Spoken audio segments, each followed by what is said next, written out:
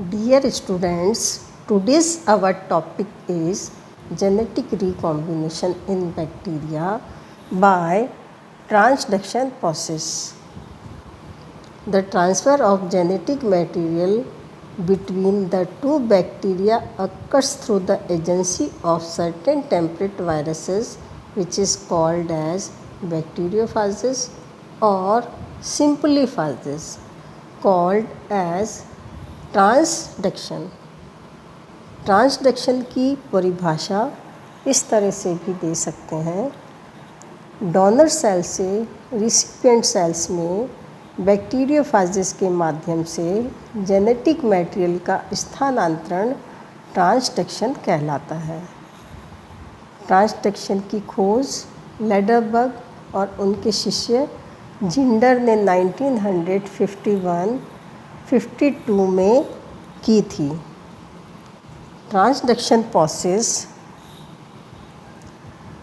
Salmonella टाइफीम्यूरियम के अलावा अन्य बैक्टीरियल सेल्स लाइक इकोलाई, साइजिया, प्रोटेंस, स्यूडोमोनास, स्टेफिलोकोकस और बेसिलस में भी देखा गया।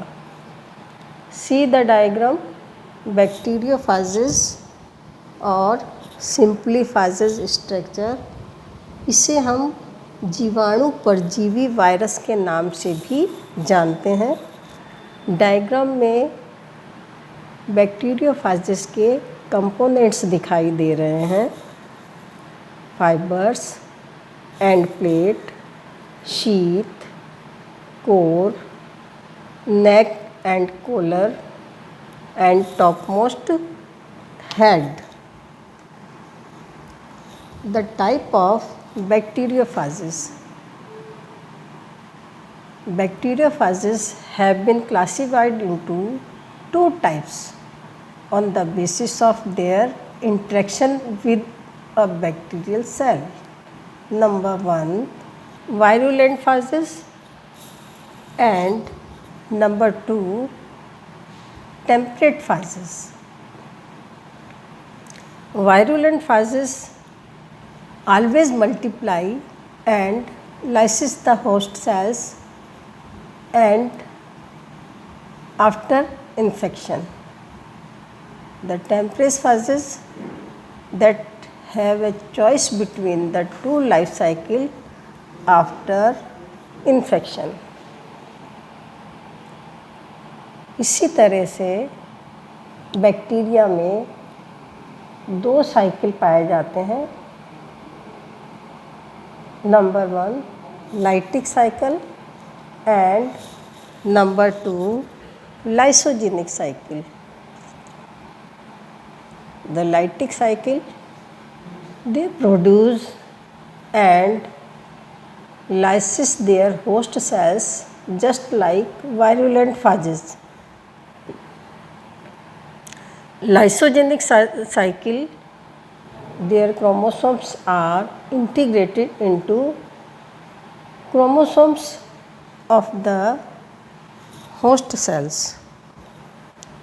See the another diagram जिसमें लाइटिक साइकिल और लाइसोजेनिक साइकिल दिखाया गया है।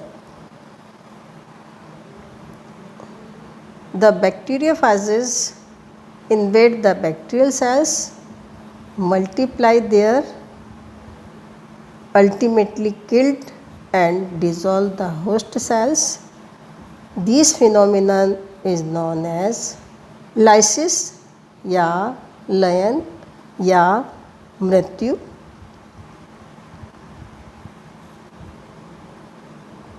When the bacterial cells infected with the temperate phages is termed as lysogenic. When the phages particle infect a donor bacterial cell, means male cells, they take up some of the genetic material or any part of the genes of the host.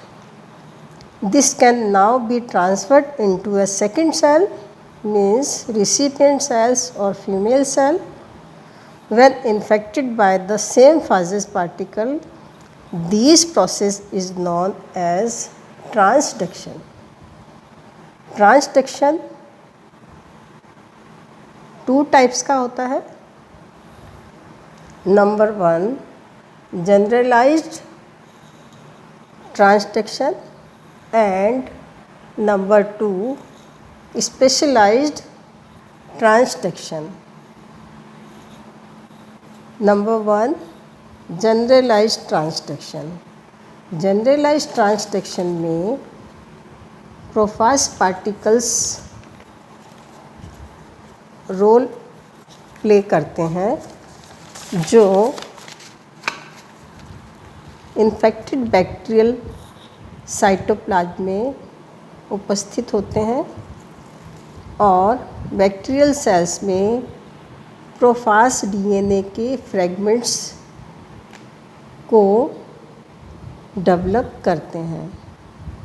यह transduction का process bacteria के बैक्टीरियोफाजेज द्वारा infection के साथ शुरू हो जाती है. लाइसोजेनिक बैक्टीरियल सेल्स में बैक्टीरिया का डीएनए छोटे छोटे खंडों में फ्रेगमेंटेड हो जाता है.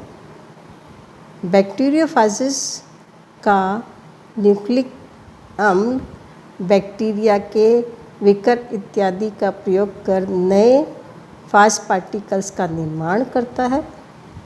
जब ये कंपोनेंट संगठित होते हैं तो ये प्रोजेनिफाज पार्टिकल्स बनाते हैं.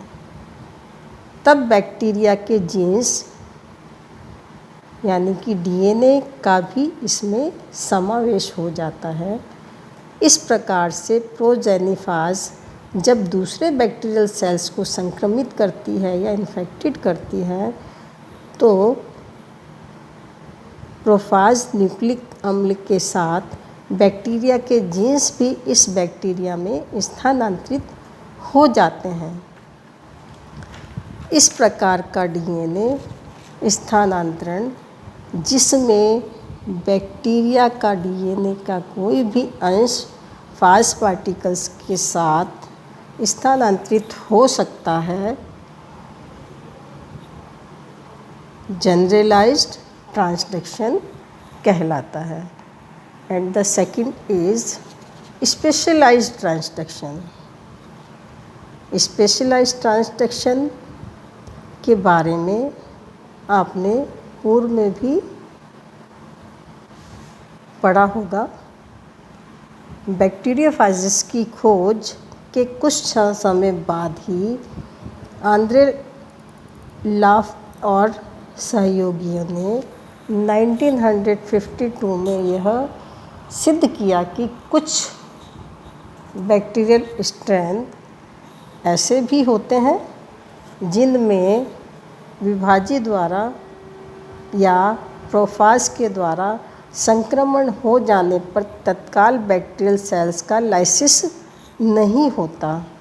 ऐसे बैक्टीरियल सेल में प्रोफाज डीएनए बैक्टीरियल डीएनए के साथ संयुक्त हो जाता है तथा बैक्टीरिया क्रोमोसोम्स के साथ ही रेप्लिकेट करता है.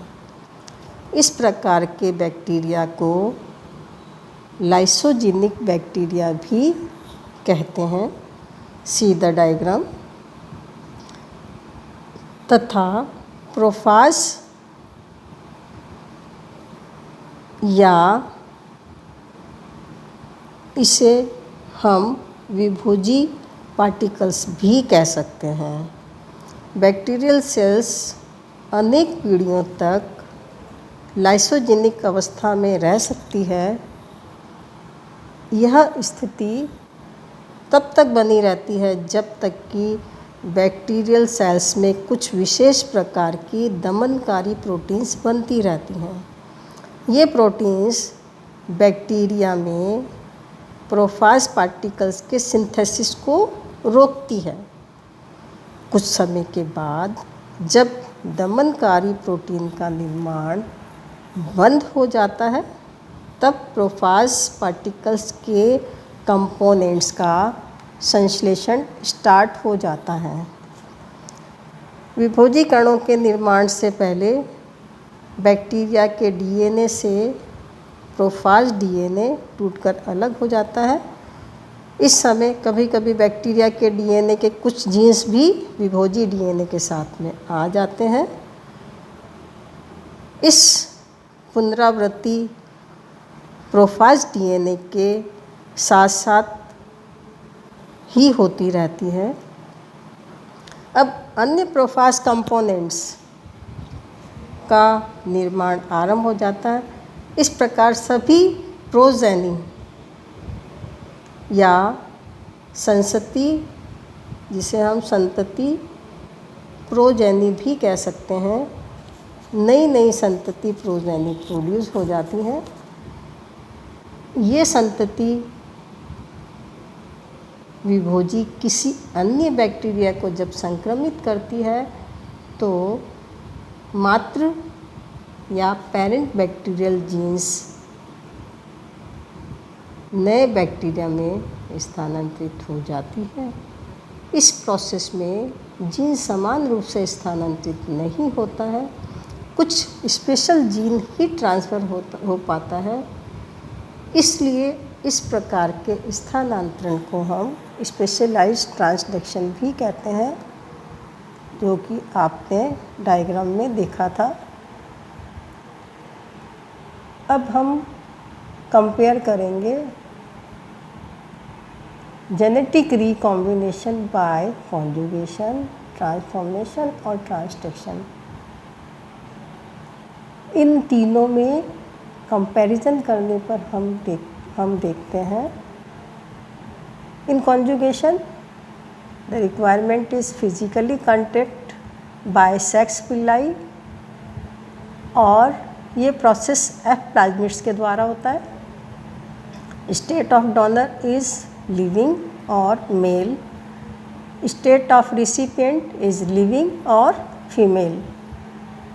In transformation, free DNA in the environment, this is requirement. State donor is nothing, does not require a cell or cell is dead, or state of recipients is also living. In transduction, bacteriophages is requirements. State donor is killed by bacteriophages and state of recipient is living। तो आपने देखा होगा bacterial recombination में transformation, conjugation और transduction process जो है ये पाया जाता है। Thank you so much.